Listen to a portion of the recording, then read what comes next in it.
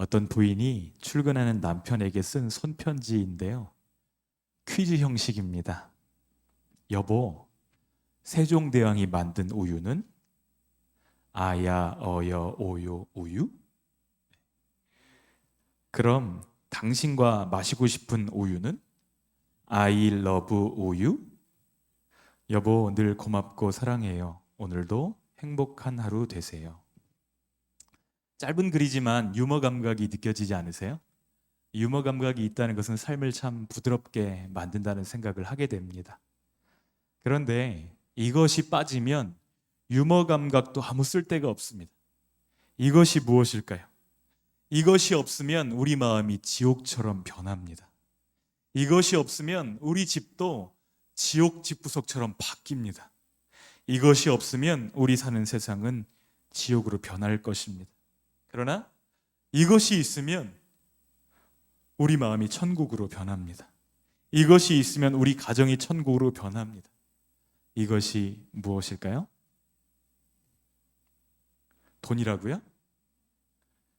돈이 없으면 불편합니다. 그러나 돈이 없다고 지옥이 되는 것은 아닙니다. 건강이라고요? 깡패나 강도치고 몸이 약한 사람이 없습니다. 그들은 그 건강으로 지옥을 살아갑니다. 있으면 천국을 살게 하고 없으면 지옥을 살게 하는 이것이 무엇일까요? 답은 용서입니다. 용서라는 말은 우리의 죄 때문에 우리에게 가장 절박한 필요이기도 합니다. 우리가 겪는 모든 불행과 아픔과 악의 뿌리는 바로 죄입니다. 죄를 용서받지 못하고 죄를 해결하지 않는 한 마음의 불행을 해결할 방법이 없습니다.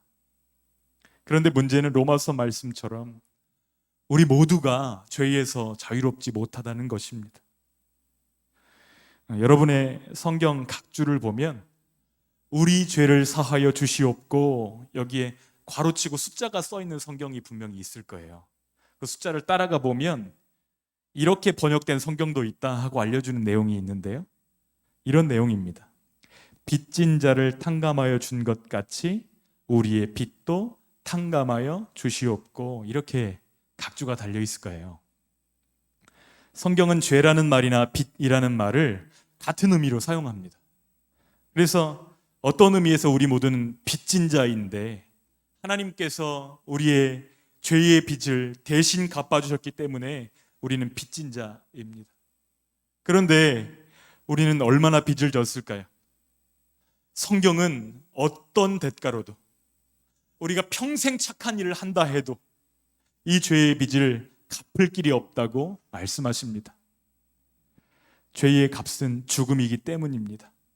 우리 로마서 6장 23절 말씀 함께 읽겠습니다. 시작.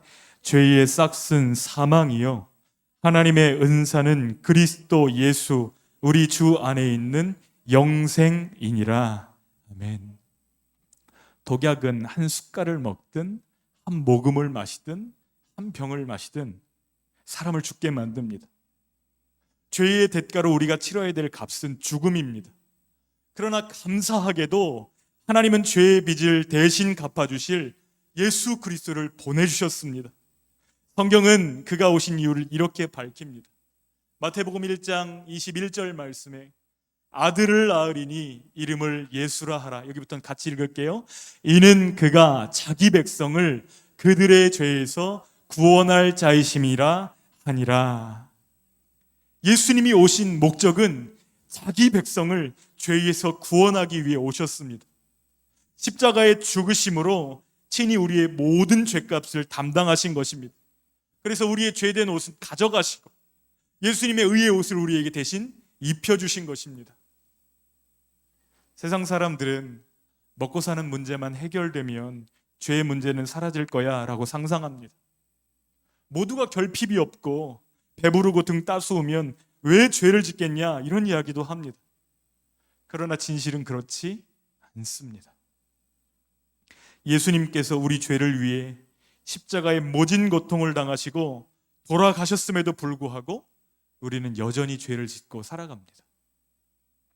이것이 불편한 진실입니다. 죄악된 세상을 살아가면서 나는 더 이상 죄를 짓지 않는다 라고 말할 수 있는 사람 우리 가운데 아무도 없습니다. 사도 요한이 그래서 요한일서 1장 8절에 이렇게 이야기합니다. 함께 읽어볼까요? 시작. 만일 우리가 죄가 없다고 말하면 스스로 속이고 또 진리가 우리 속에 있지 아니할 것이요. 스스로 죄 없다고 말하는 사람은 자기를 속이는 사람이라고 말합니다. 마치 미세먼지가 가득한 날 밖에 나가면 코 구멍도 막 먼지가 묻고 옷에도 먼지가 붙는 것처럼 죄로 가득한 세상 속에서 죄의 영향을 받지 않는 사람은 없다는 것입니다. 사탄은 외부에서 죄의 유혹으로 우리를 낚으려고 하고 우리 내부에서는 언제든지 상황과 여건만 준비되면 죄를 지을 준비가 되어 있는, 죄와 연합할 준비가 되어 있는 옛사람이 시퍼렇게 살아 있습니다. 최근에 전자발찌를 끊고 여성 2명을 살해한 강모 씨 기사로 마음이 불편합니다. 취재하러 나온 기자들의 카메라를 발로 차고 마이크를 발로 차면서 이렇게 이야기합니다. 더 많이 살해하지 못한 것이 한이 된다. 그의 태도에서 반성의 기미가 전혀 보이지가 않습니다. 그런데 YTN 뉴스를 보니까 강 씨가 징역 15년형을 선고받고 청주교도소에서 복역할 때에 지난해 심리치료 수업을 받았는데 그 강사에게 이런 편지를 썼다는 거예요. 수업에 감명을 받았다면서 직접 손편지를 써서 보냈는데 나는 기독교인으로서 그리스도의 향기를 뿜으며 살아갈 것이고 기쁨 복음을 전하고 있습니다. 이렇게 적었다는 거예요.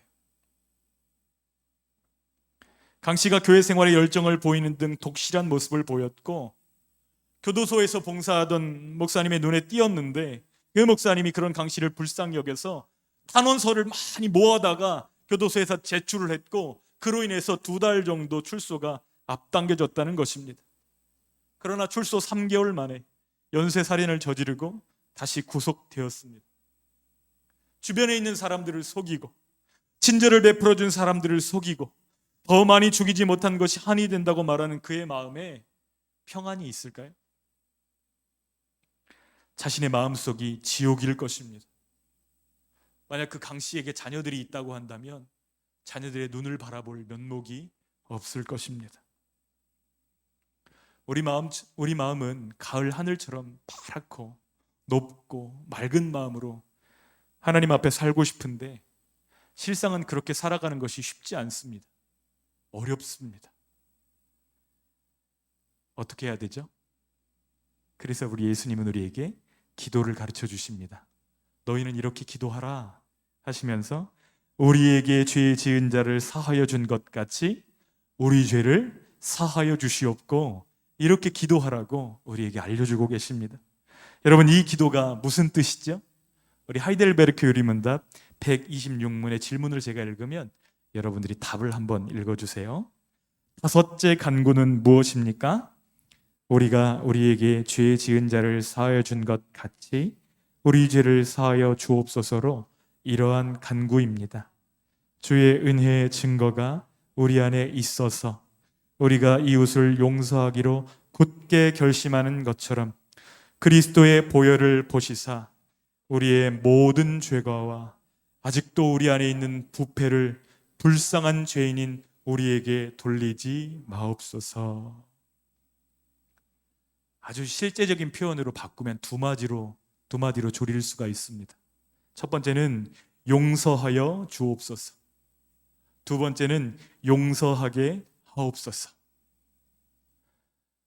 코로나가 터진 이후에 사람들이 손을 훨씬 더 많이 씻는 것 같아요. 매일매일 이를 닦고 손을 닦는 것처럼 죄를 깨달을 때마다 주님께 자백하고 용서를 구해야만 됩니다. 죄가 자라서 우리 마음을 주장하지 못하도록 매일매일 아침 저녁으로 용서하여 주옵소서, 용서하게 하옵소서 기도해야 됩니다. 상처가 나면 그 소독하고 치료하지 않으면 곪고 덧나는 것처럼 매일매일 주님 앞에 우리가 이 기도를 올리지 않으면 우리는 죄를 숨기고 죄를 합리화하고 책임을 남에게 돌리면서 우리 죄를 덮으려고 할 것입니다. 이것이 우리의 본능입니다. 창세기 3장 12절로 13절 말씀 우리 한번 같이 읽겠습니다. 시작. 아담이 이르되 하나님이 주셔서 나와 함께 있게 하신 여자 그가 그 나무 열매를 내게 주므로 내가 먹었나이다. 여호와 하나님이 여자에게 이르시되 내가 어찌하여 이렇게 하였느냐? 여자가 이르되 뱀이 나를 꿰므로 내가 먹었나이다. 여러분, 책임을 누구에게 돌리고 있죠? 그 여자. 그런데 그 여자는 하나님이 내게 주신 그 여자. 그러니까 하나님도 책임이 있어요, 없어요? 책임을 돌리는 것입니다. 내 탓이 아니라는 거예요. 여자에게 물었습니다. 왜 그랬니? 뱀이 꼬였습니다. 내 책임이 아니고 다른 사람의 탓으로 돌리는 것입니다. 우리 조상들은 죄의 원인을 남에게 돌림으로써 자기의 죄를 덮으려고 했습니다. 이날 이후부터 이 기술은 가르쳐주지 않아도 태어나면서부터 모든 아이들도 이 기술을 사용할 줄 알게 되었습니다. 이 본능은 우리 삶에 들이우는 지옥을 연장하고 지옥을 초청합니다. 지옥을 우리 삶 가운데로 끌어당기는 것입니다. 성경은 말합니다. 잠언 28장 13절에 같이 읽어볼까요? 자기의 죄를 숨기는 자는 형통하지 못하나 죄를 자복하고 버리는 자는 불쌍히 여김을 받으리라. 숨기고 숨기려 해도 드러날 때가 온다는 것입니다. 고린도전서 4장 5절도 주님께서 이렇게 말씀하시는데요. 이거는 쉬운 성경으로 한번 읽어보겠습니다. 시작. 주님께서 오실 때 주님께서는 어둠 속에 감추어진 것들을 밝히 나타내시며 사람들의 마음속에 있는 생각까지 드러내실 것입니다. 다 드러내시는데요. 마음속에 있는 생각까지 다 드러내시겠다고 말씀하시는 거예요. 여러분, 이전에 어렸을 때 자수하여 광명 찾자 이런 포스터 많이 붙어 있었습니다. 저는 그 내용만 기억이 나는데 인터넷에 사진을 다시 찾아보니까 이 내용이 풀 내용이더라고요. 어둠 속에 떨지 말고 자수하여 광명 찾자. 그런데 진정한 광명이 우리가 주님 앞에 용서를 구할 때 주님이 우리에게 빛을 주시는 줄 믿습니다. 죄를 덮으려 하고 남들 다 그렇게 살아요. 합리화하고 내 잘못을 인정하지 않으면 먼저는 내 가슴속이 지옥으로 바뀝니다. 마음이 지옥으로 바뀐 사람이 가정에 들어가면 가정이 지옥으로 바뀝니다. 마음이 지옥인 그 사장이 사업을 이끌면 그 회사가 지옥으로 바뀝니다. 마음이 지옥으로 가득한 지도자가 나라를 이끌면 온 나라가 지옥의 고통을 당하게 됩니다. 그러나 겸손하게 자신의 죄를 인정하고 주님 앞에 자백하면 주님이 주시는 용서를 누릴 수 있다고 분명하게 약속하십니다. 요한일서 1장 9절 말씀인데요. 함께 읽겠습니다. 만일 우리가 우리 죄를 자백하면 그는 미쁘시고 의로우사 우리 죄를 사하시며 우리를 모든 불의에서 깨끗하게 하실 것이요. 모든 불의에서 깨끗하게 하신다고 약속하십니다. 예수 그리스도의 보혈만이 우리 죄를 씻는 유일한 능력입니다. 우리가 우리의 죄를 자백하고 용서를 구할 때에 보혈의 능력이 우리에게 적용되는 것입니다.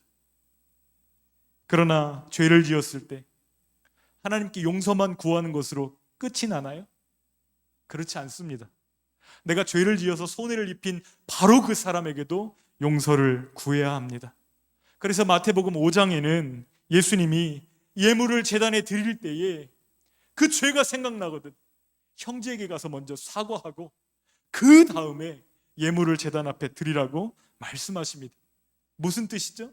주님이 가장 원하시는 것은 예배가 아니라는 것입니다. 예배보다도 더 중요하고 더 소중하게 여기는 것 있는데 형제와 사랑하고 화평하는 것, 그것이 더 본래적인 주님이 우위에 놓는 가치라는 것을 말씀하시는 것입니다. 그렇기 때문에 예물 드리기 전에 형제와 화목하고 그 후에 와서 예물 드려라 이렇게 말씀하시는 것입니다. 마음의 지옥을 품은 채 천국의 주인이신 하나님을 예배할 수 없습니다. 어떻게 해야 되죠? 용서해 주십시오. 용서하게 해 주십시오. 주님 앞에 이렇게 기도해야 합니다. 용서는 나와 남을 행복하게 만드는 하나님의 비밀스러운 단어입니다. 사람들이 큰 일로 헤어지는 것이 아니더라고요. 그때 그 위기 때 여보 미안해요. 제가 잘못했어요. 용서해 주세요.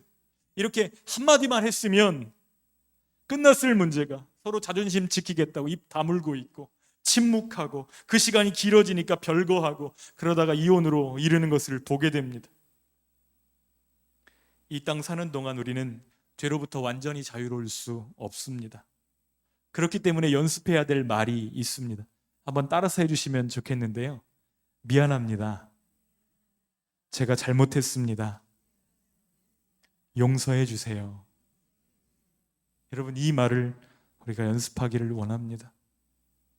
아이들이 아무리 어려도 얘들아 아빠가 잘못했다 용서해다오. 여러분, 이렇게 고백하면 아빠의 인격이 뭉개지나요? 그렇지 않습니다. 아빠의 존경이 사라지나요? 오히려 그 반대입니다. 그렇게 미안하다고 잘못했다고 용서해달라고 이야기하는 아빠를 오히려 사랑하게 되고 존경하게 될 것입니다. 그저 우리가 해야 될 일은 죄를 지을 때마다 부지런히 용서를 빌고 또 죄를 멀리하는 것입니다. 마스크 잘 쓰고 나갔다가 들어오면 손 씻고 깨끗하게 하고, 그러면 코로나가 가까이 오지 못하는 것처럼 용서받고 용서하다 보면 우리는 자연스레 죄에서 멀어지는 줄 믿습니다. 진정한 지도자는 미안합니다, 잘못했습니다, 용서해 주세요, 이 말을 할 수 있는 사람입니다. 왜 그렇죠? 허물과 죄로 가득한 세상 속에서 천국을 확장시키는 말이기 때문에 그렇습니다. 미안합니다, 제 잘못입니다, 용서해 주세요. 그러면 누가 그 복을 첫 번째로 누리게 될까요? 그 말을 하는 자신이 1번지 수혜자가 됩니다. 제일 먼저 우리 가슴이 바뀌고, 그렇게 우리의 가슴속이 바뀌어지면 우리의 가정이 바뀌고 우리가 몸담고 살아가는 세상이 바뀌어지는 줄 믿습니다. 용서하여 주옵소서. 또 한 가지 내용은 뭐였죠? 용서하게 하옵소서. 우리에게 죄 지은 자를 사하여 준 것 같이 우리 죄를 사하여 주시옵고. 이 기도는 조건절처럼 보이지만 조건절이 아닙니다. 때문에 우리가 누군가를 꼭 용서해야지만 하나님도 우리를 용서하신다 이렇게 적용하면 된다 안 된다? 안 된다는 거예요. 오히려 이 간구는 하나님의 커다란 은혜를 주셨사오니 우리도 그 은혜를 힘입어서 다른 사람들을 용서할 수 있도록 하나님 은혜를 달라는 뜻입니다. 베드로가 예수님께 물었습니다. 형제가 저에게 죄를 범하면 몇 번이나 용서해 줄까요? 7번쯤 용서하면 될까요? 그때 예수님께서 베드로에게 대답하십니다. 7번뿐 아니라 7번씩 70번이라도 용서할지니라 말씀하십니다. 연약하고 마음이 작은 우리가 어떻게 그렇게 용서할 수 있죠? 용서하게 하옵소서. 기도를 통해서 하나님의 큰 용서 앞에 서고 기도를 통해 하나님께 용서의 능력을 공급받는 것입니다. 아들을 내어주시기까지 사랑하시고 용서하시는 하나님 앞에 설 때에 우리는 감사할 수밖에 없습니다. 그리고 하나님의 마음이 용서를 원하신다는 것을 알게 될 때에 우리는 믿음으로 용서해야지만 됩니다. 우리가 용서받은 사람이라는 것, 우리의 용서를 통해서만 증명될 수 있습니다. 여러분 가운데 운전하시는 분들이 계실 거예요. 속도 제한 표시나 카메라 보면 어떻게 하세요? 속도를 줄이죠. 그런데 겉으로 보이는 것은 다 속도를 줄이는 것 같은데 동기는 저마다 다릅니다. 어떤 사람은 벌금 물까 봐 속도를 줄이고요, 어떤 사람은 사고 날까 봐 속도를 줄이고요, 어떤 사람은 딱지 뗄까 봐 줄이고, 어떤 사람은 보는 눈이 무서워서 속도를 줄입니다. 그러고 보면 세상은 감사의 동기보다는 미움의 동기로 움직여지는 것 같습니다. 가장 많은 드라마의 주제가 복수더라고요. 중국 영화 같은 경우는 이 복수를 빼면 스토리가 이어지질 않습니다. 아버님의 원수, 그리고 한 사람이 쓰러지면 반대편에서 또 다 죽이고 나면 다 죽였는 줄 알았는데 또 한 사람이 살아면서 이 원수를 내가 꼭 갚겠습니다. 그리고 2편이 나오잖아요.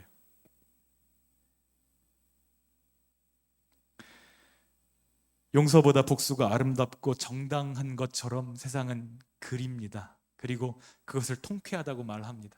그러나 주님은 말씀하십니다. 로마서 12장 19절로 20절 말씀에 주님은 분명하게 말씀하십니다. 우리 함께 읽어볼까요? 내 사랑하는 자들아, 너희가 친히 원수를 갚지 말고 하나님의 진노하심에 맡기라. 기록되었을 때 원수 갚는 것이 내게 있으니 내가 갚으리라고 주께서 말씀하시니라. 내 원수가 줄이거든 먹이고 목마르거든 마시게 하라. 그리함으로 내가 숯불을 그 머리에 쌓아 놓으리라. 아멘. 나에게 잘못한 사람, 나에게 해를 끼친 사람, 그 사람에게 복수하기 위해서 내 삶을 다 써버리지 말고 하나님의 처리하심에 맡겨버리라는 거예요. 내 손으로 갚지 않겠다고 하나님과 약속하는 것이 용서라는 것입니다. 용서는 감사의 행위, 믿음의 행위일 뿐 아니라 나 자신을 지키는, 보호하는 행위입니다. 나에게 잘못한 사람 용서하지 않고 내 마음에 감옥 만들어 놓고 그 안에 그 사람 딱 넣어놓으면 누가 제일 힘들까요? 용서하지 않은 그 사람이 제일 힘듭니다. 어떤 사람은 그런 상태를 내 손으로 내 목을 조르는 것이다, 이렇게까지 표현을 하더라고요. 1930년 3월 26일 새벽 3시에 술집에서 앙리 사르에레라는 청년이 술을 마시고 있는데 그곳에서 살인사건이 발생합니다. 그런데 검사가 앙리 사르에레를 살인범이라고 넘겨짚고 자신의 공명심과 검사로서의 유능함과 명예를 위해서 거짓 증인까지 동원해서 그에게 종신형을 받게 합니다. 사르에르는 험악한 감옥에서 9번이나 탈출을 시도합니다. 탈옥하고 실패하고 다시 독방에 갇히고 이것을 반복하는 것이죠. 감옥에 있던 모든 죄수들이 이야기합니다. 이 함정이 있으면 감형될 수도 있는데 왜 자꾸 나가? 상어들이 우글거리는 바다로 뛰어들면서까지 탈출을 시도하려는 이유는 딱 하나입니다. 검사와 그의 가족들을 죽여야 되겠다. 목숨 걸고 탈옥하는 것입니다. 결국 그는 9번째 탈옥을 시도하면서 성공합니다. 탈옥에는 성공했는데 죄수 신분으로 살아갈 수는 없으니 숨어서 사는 것이죠. 이를 악물고 숨어서 살아갑니다. 사는 이유 딱 한 가지, 뭘까요? 그 검사. 1967년 37년이라는 긴 세월이 지나 공소시효가 만료되고 그는 자유를 얻었습니다. 그래서 프랑스 파리로 건너가서 한 호텔에 머물면서 이제 기회가 왔다. 8일 동안 준비를 합니다. 준비하면서 어떻게 그 검사를 잡아야 될까? 그런데 수많은 생각들이 8일 동안에 지나가는 거예요. 머릿속이 너무 복잡해서 꿈쩍도 할 수가 없고 계속 기도하는 것입니다. 밤낮으로 기도하는데 그의 마음 가운데 내려진 결정은 이것입니다. 죽이지 말고 용서해야 되겠다. 그런데 그 용서를 결정하는 그 순간 지난 30년 동안 노예로 감옥에 갇혔던 그가 나비처럼 날아오르는 그런 느낌을 가지게 되는 것이죠. 나비가 프랑스어로 무엇이죠? 빠삐용입니다. 여러분 혹시 이 영화 보셨나요? 빠삐용. 우리는 지옥에 가보지 않고도 지옥을 경험하면서 살 수 있습니다. 물론 최종적이고 미래에 가게 되는 완전한 저주의 장소인 지옥이 있습니다. 그러나 그곳은 하나님의 자녀된 우리랑은 상관이 있는 곳이다, 없는 곳이다? 상관이 없는 곳이, 전혀 상관이 없는 곳인데 우리가 가지도 않을 곳을 왜 이곳에서 연습하면서 사느냐, 이 말이지. 지옥은 용서라는 말이 작동되지 않는 곳입니다. 여러분, 누가 지옥에 가죠? 하나님의 용서를 거부하고 그 용서를 거절한 사람들이 가는 곳이 지옥입니다. 하나님의 용서를 거부한 사람들이 다른 사람들을 진정으로 용서할 수 있을까요? 우리가 용서를 빌지 않고 용서하지 않으면 천국 백성이면서도 지옥을 사는 모순에 빠지게 됩니다. 우리의 마음을 돌아보았으면 좋겠습니다. 맑은 가을 하늘처럼 하나님과 우리 사이의 그 투명한 관계를 누리고 계신가요? 아니면 원망과 분노의 불이 지금도 이글거리고 계신가요? 죄를 털어내기를 원합니다.